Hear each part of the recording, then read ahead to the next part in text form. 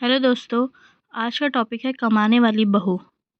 Mummy, आप हमारे साथ बेंगलोर चलो।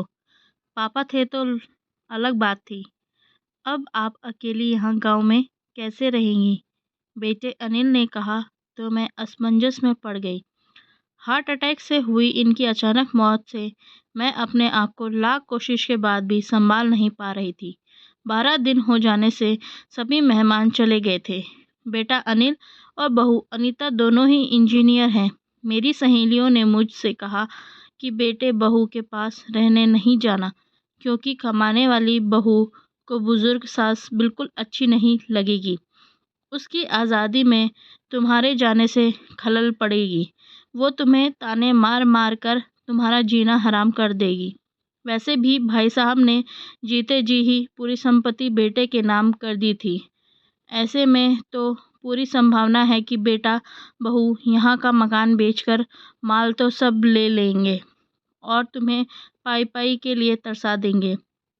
लेकिन बेटे बहू के साथ जाना मेरी मजबूरी भी थी। 60 की उम्र में अपने घुटनों के दर्द के कारण मैं अपनी किराना दुकान चलाने में असमर्थ थी। 12 दिन के कार्यक्रम का पूरा खर्चा बेटे ने ही किया, लेकिन छोटे मोटे खर्च के लिए बेटे के आगे हाथ फैलाना मुझे ठीक नहीं लगा और जो थोड़े बहुत पैसे हमने जमा कर रखे थे वो एक खर्च हो गए। अब हालात ये थे कि मेरे पास 100 रुपये भी नहीं थे। असमंजस में मैं अनिल को कोई जवाब नहीं दे पाई। इतने में अनीता ने कहा, मम्मी जी बताइए कि कौन कौन सी साड़ियाँ रखनी है, मैं आपकी सूटकेस पैक कर देती हूँ। अनीता के ऐसा कहने पर मैं कुछ बोल नहीं पाई और चुपचाप इन लोगों के साथ बेंगलोर आ गई। अनिल और अनीता दोनों ही मेरा पूरा पूरा ख्याल रखते, सभी साथ ही में खाना खाते। अनीता मेरी पसंद के हिसाब से खाना बना देती। दोनों की यही कोशिश रहती कि मुझे इनकी याद ना सताए, मैं खुश रहूं। 8 साल का पोता चिंटू तो दादी माँ कहकर मेरे आगे पीछे घूमते रहता। मैं कोई भी चीज़ के लिए बोलती तो वो चीज़ मुझे बराबर लाकर दे देते। ये सब देखकर मेरे मन को बहुत शांति मिल रही थी।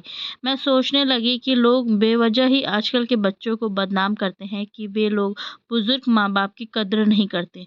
खासकर यदि बहू कमाने वाली हो तो वो सास को नौकरानी ही समझने लगती है।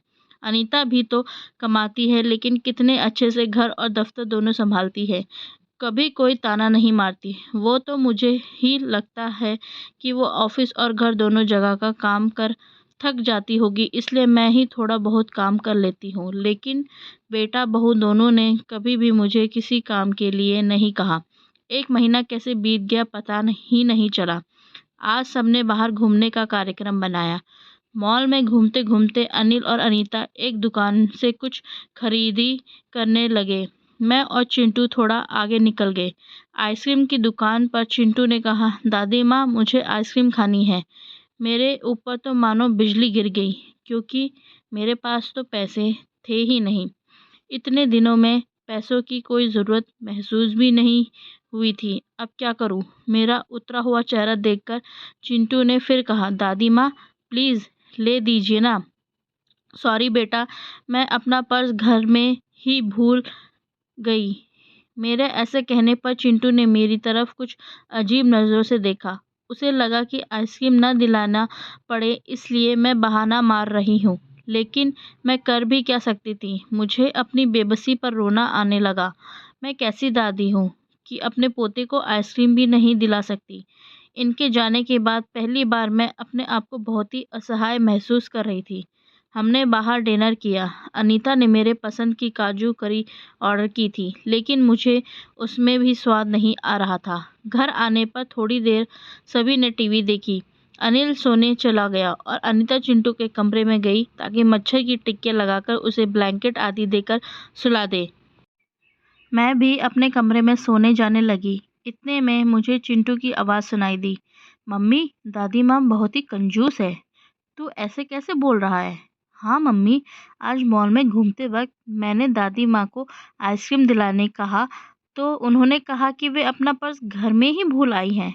कितना अच्छा है ना मम्मी कि बाहर जाओ तो पर्स ही साथ में ना ले जाओ, तो कुछ खर्चा ही नहीं होगा। कंजूस दादी माँ। ये क्या है चिंटू? दादी माँ के लिए ऐसा बोलते वक्त तुम्हें ज़रा भी विचार नहीं आया? क्या तुम उनके दुख को समझ सकते हो कि वो फिलहाल कितने दुख में है? दादी माँ को क्या दुख है?